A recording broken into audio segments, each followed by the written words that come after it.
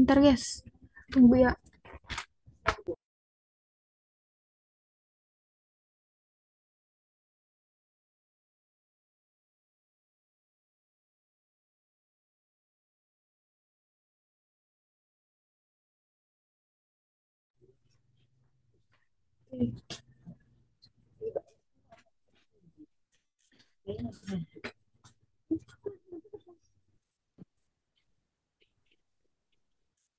Assalamualaikum warahmatullahi wabarakatuh.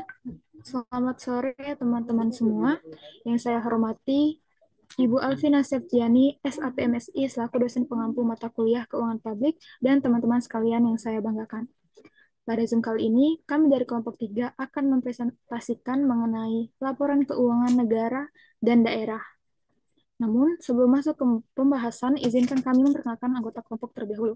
Yang pertama ada saya sendiri, Girindra Sanova, sebagai moderator. Lalu ada Marsana Velia, Anissa Ais Andini, Paraswati, dan Nabila Salsabila. Slide. Kami akan menyampaikan 5 pokok pembahasan. Yang pertama ada siklus anggaran publik, baik APBN maupun APBD, lalu ada siklus anggaran APBN, siklus anggaran APBD, formulasi penyusunan RAPBN, dan yang terakhir formulasi penyusunan RAPBD. Berikutnya ada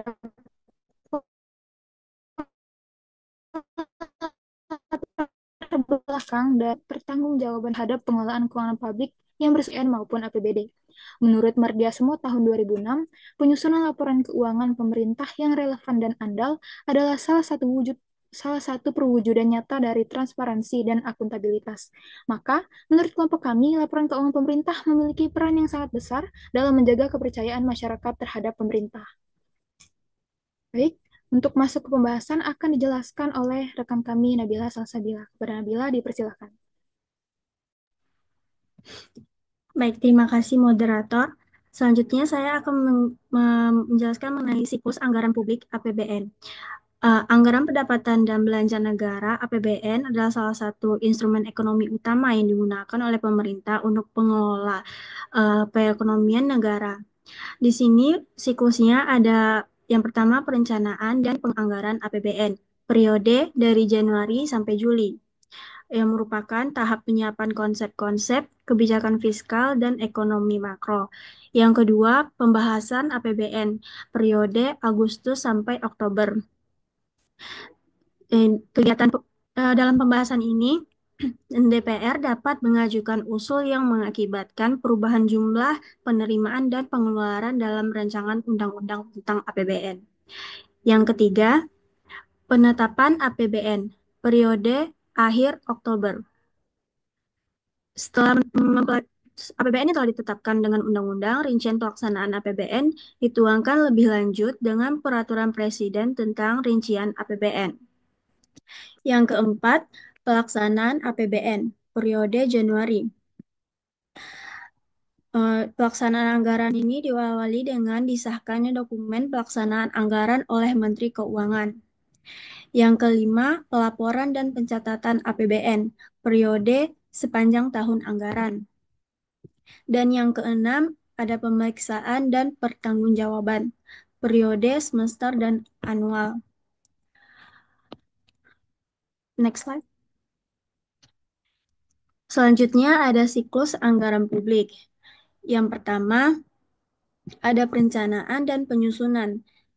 Tahap ini dimulai dengan penyusunan RKPD yang membuat prioritas pembangunan daerah untuk tahun anggaran berikutnya. Yang kedua, APBD.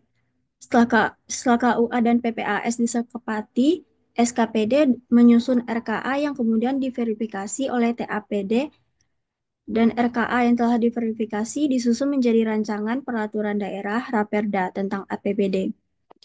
Dan yang keempat, ada pengawasan dan pengendalian. Dan yang kelima, ada pertanggungjawaban. Setelah tahun anggaran berakhir, pemerintah daerah menyusun laporan keuangan yang terdiri dari laporan realisasi anggaran, neraca, laporan arus kas, dan juga catatan atas laporan keuangan.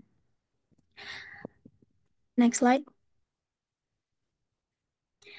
Selanjutnya, ada formulasi penyusunan RAPBN. Yang pertama ada perencanaan awal, yang kedua pembahasan dengan DPR, yang ketiga penyusunan RAPBN, yang keempat pembahasan dan pengesahan APBN, yang terakhir ada pelaksanaan dan pengawasan.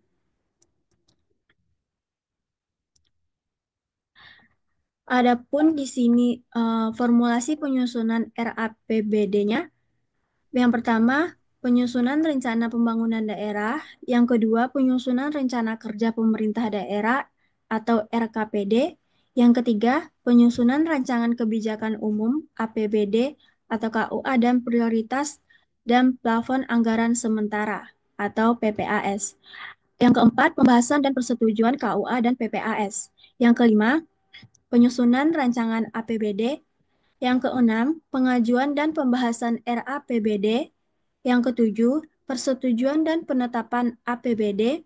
Yang kedelapan, evaluasi oleh pemerintah pusat. Dan yang terakhir, pelaksanaan APBD. Selanjutnya, next slide.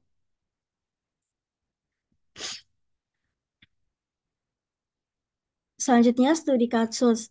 Badan Pemeriksa Keuangan, BPK telah merilis hasil pemeriksaan laporan keuangan pemerintah pusat dalam laporan hasil pemeriksaan atas laporan keuangan pemerintah pusat pada tahun 2020. Dikutip dari laman BPK, permasalahan tersebut terdiri dari 28% kelemahan sistem, 29% ketidakpatuhan, dan 43% ketidakhematan, ketidakefisienan, dan ketidakefektifan.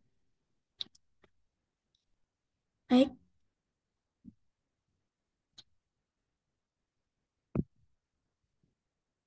baik mungkin itu saja Baik, yang dapat terima saya kasih. sampaikan. Saya kembalikan kepada moderator. Baik, terima kasih kepada Nabila atas penyampaiannya. Jadi itulah tadi penjelasan mengenai laporan keuangan pusat dan daerah. Di sini kami juga memberikan kesempatan kepada teman-teman yang ingin bertanya. Kami membuka untuk 3 pertanyaan. Kepada teman-teman yang ingin bertanya, silahkan raise hand.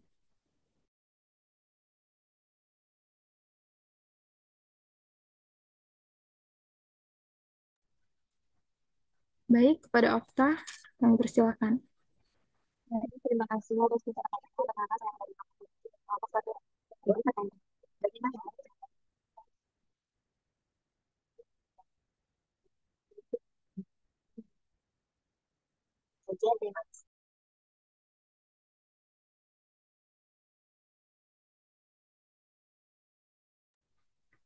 Baik, Okta, terima kasih atas pertanyaannya. Untuk lebih jelas, mungkin boleh ditulis di kolom chat. Berikutnya, kepada Fisya, kami persilahkan. Baik, terima kasih kepada moderator. Pertanyaan saya, apa yang menjadi peran dan fungsi lembaga legislatif dalam daerah dalam mengawasi pengelolaan program makan siang gratis dan memastikan bahwa kepentingan masyarakat daerah terwakili? Baik, itu saja. Terima kasih. Terima kasih, Fisya. Baik, mungkin hanya ada 2 pertanyaan yang diajukan. Terima kasih kepada teman-teman yang telah mengajukan pertanyaannya tadi. Selanjutnya, dari materi yang telah kami sampaikan, ada pun kesimpulan yang dapat kami ambil, yaitu yang pertama, APBN dan APBD memiliki siklus yang mencakup perencanaan, penyusunan, pelaksanaan, pelaporan, dan pertanggungjawaban. Dua, APBN digunakan untuk mengelola ekonomi nasional, sedangkan APBD berfokus pada pembangunan dan pelayanan daerah. Tahapan formulasi penyusunan RAPBN dimulai dari perencanaan awal, pembahasan dengan DPR, penyusunan RAPBN, pembahasan dan pengesahan APBN, lalu pelaksanaan dan penghapusan. Adapun tahapan formulasi penyusunan RAPBD dimulai dari Bapeda menyusun RPJPD dan RPJMD, penyusunan RKPD, penyusunan rancangan KUA dan PPAS, pembahasan dan persetujuan KUA dan PPAS, lalu penyusunan rancangan RAPBD, dan pengajuan pembahasan RAPBD. Berikutnya, persetujuan dan penetapan APBD, evaluasi oleh pemerintah pusat, dan yang terakhir pelaksanaan APBD. Jadi, menurut kelompok kami, proses penyusunan dan pengelolaan anggaran harus transparan dan melibatkan berbagai pihak. Pengawasan dari BPK, DPR, ataupun DPRD, serta partisipasi masyarakat penting untuk mencegah penyimpangan anggaran. Adapun saran yang kami berikan yang pertama ada pemerintah perlu memperkuat kolaborasi antara lembaga guna menciptakan koordinasi dalam proses penyusunan, pelaksanaan, dan pengawasan anggaran. Yang kedua, transparansi dalam pengelolaan anggaran harus terus ditingkatkan. Yang ketiga, pengawasan terhadap pelaksanaan anggaran perlu diperketat untuk menjaga penyimpangan, maksud saya untuk mencegah penyimpangan dan memastikan bahwa setiap alokasi anggaran digunakan sesuai rencana. Yang keempat, partisipasi masyarakat dalam proses penganggaran harus terus didorong. Lalu ada yang kelima, diperlukan reformasi dalam sistem pengelolaan keuangan negara melalui pemanfaatan teknologi informasi. Dan yang terakhir, independensi dalam proses penganggaran harus dijaga agar tidak terjadi intervensi politik. Baik, itulah tadi penyampaian mengenai materi keuangan, laporan keuangan pusat dan daerah oleh kelompok kami. Terima kasih kepada teman-teman yang telah berpartisipasi dan mengajukan pertanyaan. Kami mohon maaf bila ada salah kata, kepada Allah kami mohon ampun. Saya tutup. Wassalamualaikum warahmatullahi wabarakatuh. Waalaikumsalam warahmatullahi wabarakatuh. Waalaikumsalam.